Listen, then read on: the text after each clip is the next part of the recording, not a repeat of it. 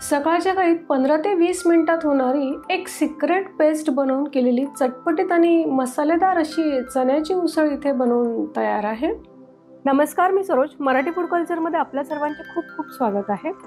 इथे मी हे गावरान काळे चणे रात्रभर पाण्यात भिजत ठेवून हे बघा मी हे 2 ते 3 पाण्याने स्वच्छ धुवून घेतलेले आहेत। कुकरमध्ये आपण ही उसळ बनवून घेणार आहोत, तर त्यासाठी कुकरमध्ये मी 2 टेबलस्पून तेल टाकून घेणार आहे।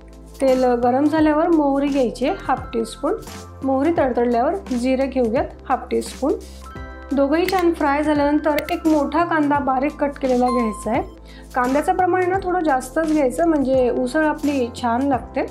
आता लसूण घेतलाय मी, एक 7 ते 8 पाकळ्या घेतलाय आणि अर्धा इंच किसून घेतलेलं अद्रक यात मी घालणार आहे। बरेच जण लसूण अद्रक घालत नाही, पण उसळ खूप छान लागते लसूण अद्रकमुळे। आता टोमॅटो बारीक कट केलेला ॲड करून घेऊ। टोमॅटो शिजतो तोपर्यंत आपण एक सिक्रेट पेस्ट बनवणार आहोत या उसळसाठी। त्यासाठी एका बाउलमध्ये बेसन घेणार आहे मी, एक 1.5 टेबलस्पून। लाल तिखट घ्यायचे आपल्याला 1 टेबलस्पून। हाफ टेबलस्पून धने पावडर। हळद लागणार आहे आपल्याला हाफ टीस्पून। आता काय करायचं, थोडं थोडं पाणी टाकून आपल्याला याची पेस्ट बनवून घ्यायची आहे। मस्त रसरशीत होते या पेस्टमुळे आपली हरभऱ्याची उसळ। खूप जास्त नाही, एक कपभर पाणी टाकून आपण ही पेस्ट बनवून घेतलेली आहे।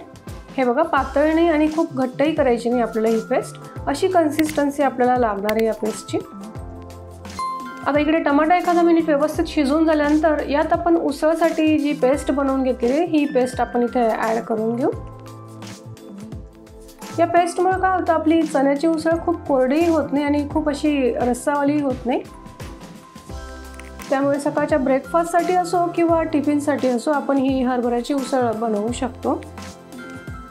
आता काय करायचं, 1 कपभर पाणी आपण ही पेस्ट शिजवण्यासाठी ॲड करून घेऊ आणि 1-2 मिनिट हे मिश्रण आपल्याला इथे शिजवून घ्यायचं आहे। बेसन घातलंय आपण, म्हणून 1-2 ते 3 मिनिट आपण हे इथे शिजवून घेणार आहोत।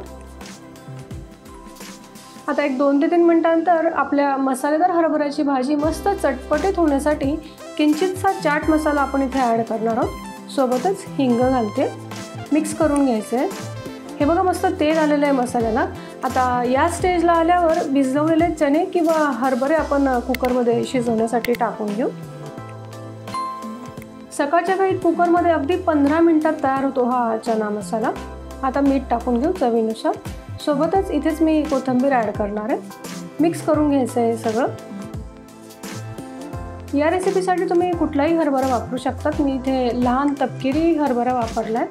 आता काय करायचं, हरभरे शिजण्यासाठी एक अर्धा ग्लास पाणी टाकून व्यवस्थित आपल्याला हे मिक्स करून घ्यायचं आहे